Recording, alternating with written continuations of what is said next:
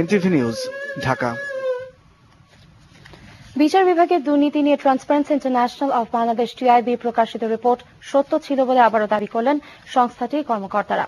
সকালে চট্টগ্রামের metropolitan magistrate আদালতের বিচারক মোহাম্মদ মাহবুবুর রহমান এবং কেশব চন্দ্রের আদালতে দুটি মামলায় জামিন আবেদন করেন টিআইবির চেয়ারম্যান এম হাফেজ উদ্দিন আহমেদ, নির্বাহী পরিচালক ডক্টর ইফতেখারুজ্জামান এবং গবেষক মোহাম্মদ ওয়াহিদ আদম। শুনানি শেষে তাদের জামিন মঞ্জুর করেন আদালত।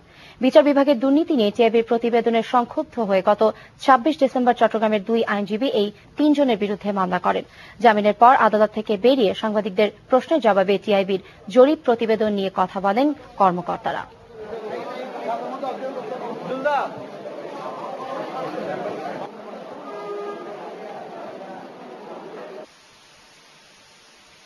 আমাদের রিপোর্ট সম্বন্ধে যাই বলুক, উনি কিন্তু তদন্ত কমিটি করেছেন, একজন অ্যাপিলেট ডিভিশন বিচারপতি, মাননীয় বিচারপতি এবং আরো 4 জন নিয়ে, যারা দুর্নীতিগ্রস্ত তাদেরকে চিহ্নিত করার জন্য।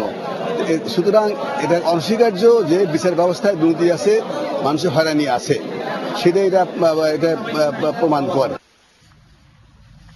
আশুলিয়ার বহুল আলোচিত একতা ব্রিক্স